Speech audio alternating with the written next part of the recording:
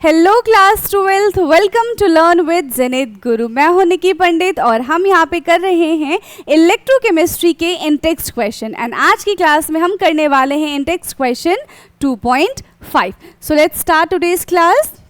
क्या है question? Calculate the EMF of a cell in which the following reactions takes place. Okay, nickel solid plus 2 Ag positive की concentration हमें given है, Ni2 positive की concentration plus 2 Ag, given that E naught cell is 1.05 volt. तो हमें करना क्या है? Simply नॉस्ट equation लगा दो, ठीक है। So applying Nernst equation. क्या है Nernst equation? E cell is equal to E naught cell minus 0.0591 n log concentration of product upon concentration of reactant, right? Clear है? तो देखो यहाँ पे क्या है, ये प्रोडक्ट है और ये क्या है, रिएक्टेंट है। वैल्यू पुट करो। E cell is equal to E naught cell की वैल्यू कितनी है? 1.05 वोल्ट। सो 1.05 यहाँ पे हमने पुट किया, माइनस 0.0591। कितने इलेक्ट्रॉन का यहाँ पे ट्रांसफर हो रहा है? यस, तो 2 इलेक्ट्रॉन का यहाँ पे ट्रांसफर हो रहा है। कैसे? देखो, Ni से क्या बन गया? Ni2 पॉजिटिव जिसने 2 इलेक्ट्रॉन रिलीज कर दिया। यहाँ पे सिल्वर पॉजिटिव ने 1 इलेक्ट्रॉन एक्सेप्ट किया और ये बन जाएगा सिल्वर सॉलिड। बट क्योंकि जो इलेक्ट्रॉन है वो दोनों केस में बराबर होना चाहिए, तो इसको भी हमने 2 से मल्टीप्लाई किया, तो यहाँ पे 2 आ जाएगा और यहाँ पे 2 आ जाएगा, तो यहाँ पे भी 2 आएगा। तो टोटल इलेक्ट्रॉन कितने ट्रांसफर हो रहे हैं? 2। तो यहाँ पे हमने लिखा 2 लॉग प्रोडक्ट की कॉन्सेंट्रेशन कितनी है? 0.160, ठीक। एंड रिएक्टेंट की कॉन्सेंट्रेशन कितनी है? 0.002। बट अगर आप इतना ही लिख के सॉल्व करेंगे तो आपका क्वेश्चन हो जाएगा गलत। याद रखो, जो जिसका भी हमें कॉन्सेंट्रेशन गिवन है, क्या उसका कोई स्टोइकियोमेट्रिक कोफिशिएंट भी है? अगर हाँ उसका स्टोइकियोमेट्रिक कोफिशिएंट है तो वो एज अ पावर हम यूज करेंगे।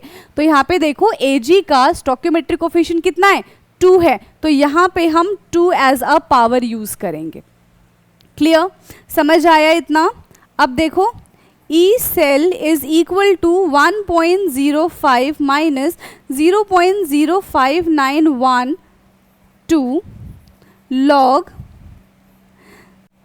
इसको हम क्या करते हैं? शिफ्ट कर देते हैं 1 2। तो क्या हो जाएगा? ये क्या हो जाएगा यहाँ पे? 16 into 10 raise to the power -2। समझ में आ गया? 16 into 10 raise to the power -2। इसको शिफ्ट करते हैं 1 2 और यहाँ पे 3, ठीक है। 1 2 और 3, तो यहाँ पे हो जाएगा 2 into 10 raise to the power -3 और इसका तो स्क्वायर भी है, ठीक।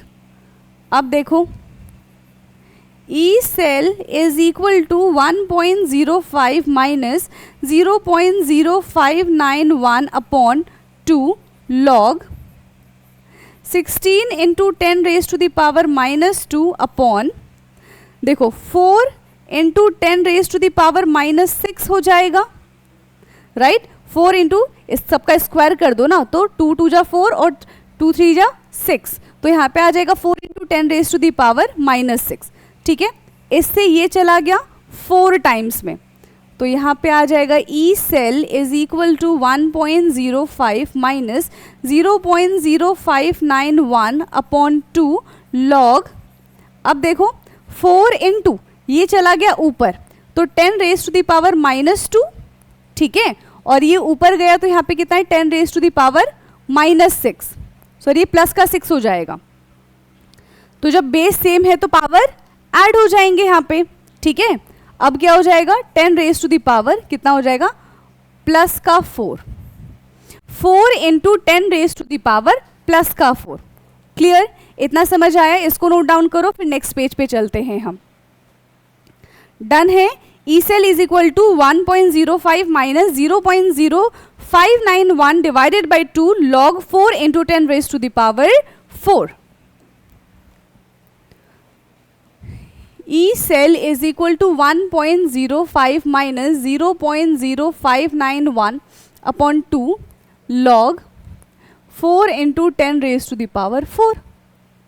So, E cell is equal to 1.05 minus 0.0591 upon 2. देखो ये क्या बन गया, log A इंटू बी बन गया. log A इंटू बी को कैसे सॉल्व करते हैं, हम लिखवाया था log A into B is equal to log A plus log B. तो इसको लिखो log 4 प्लस log 10 की पावर 4. ऐसे आपको ज़्यादा आसानी रहेगी क्वेश्चन सॉल्व करने में. ठीक है, क्लियर.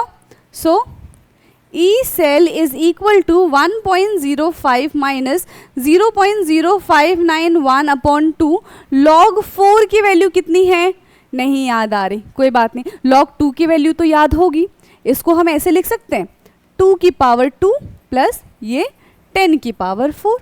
अब यहाँ पे बस एक छोटा सा फॉर्मूला लगाना है. वो फॉर्मूला क्या है, अगर log a की पावर b है, log a की पावर b है तो उसको कैसे सॉल्व करते हैं हम, b log a से सॉल्व करते हैं.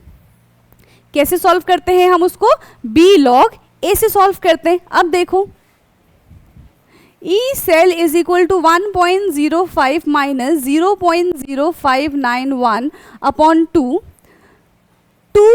log 2 प्लस ये आगे आ जाएगा 4 log 10.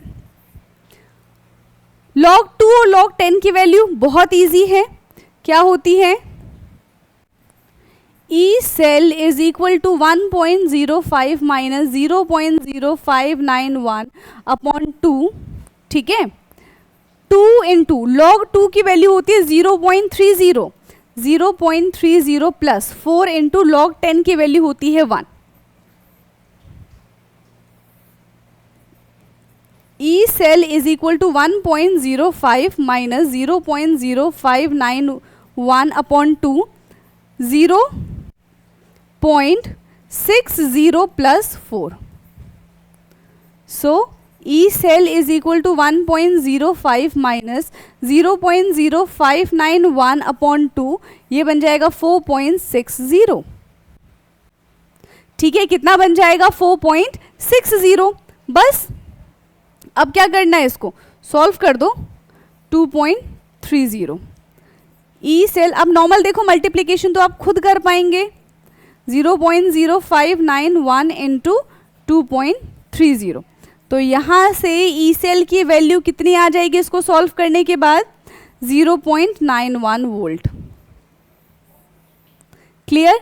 देखो पूरा लॉग किस तरीके से सॉल्व करना है ये मैंने आपको बताया है इस क्वेश्चन में, but simple multiplications and division आप खुद ही सॉल्व कर सकते हैं. फाइनल आंसर क्या आ जाएगा ई सेल का, 0.91 वोल्ट. तो आई होप कि ये क्वेश्चन आपको समझ में आया होगा. क्लियर है. नेक्स्ट क्लास में नेक्स्ट क्वेश्चन सॉल्व करेंगे, तब तक के लिए पढ़ाई करते रहिए, कैलकुलेशन पे ज़्यादा ध्यान दीजिएगा. क्लियर. मिलते हैं नेक्स्ट क्लास में. Thank you so much.